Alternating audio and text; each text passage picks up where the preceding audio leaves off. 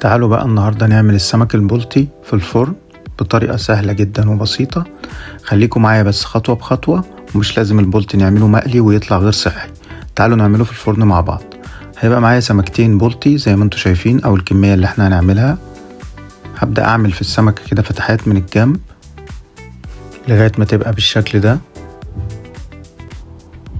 هبقى مجهز بقى تتبيلة عبارة عن توم وكمون وليمون وملح.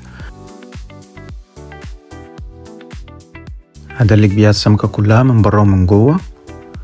وتعالوا بقى مع بعض نجهز التتبيلة. هحط معلقة كبيرة مستردة، هعصر نص ليمونة،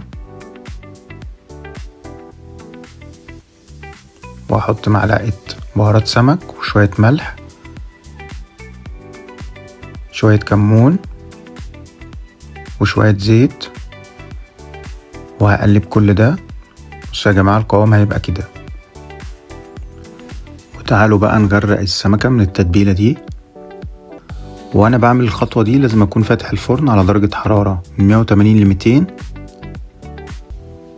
وهبدأ بقى اخدها على الفرن على درجة حرارة 200 ويطلع بالشكل اللي انتوا شايفينه ده. جربوها وان شاء الله هتعجبكم، وبالهنا والشفا.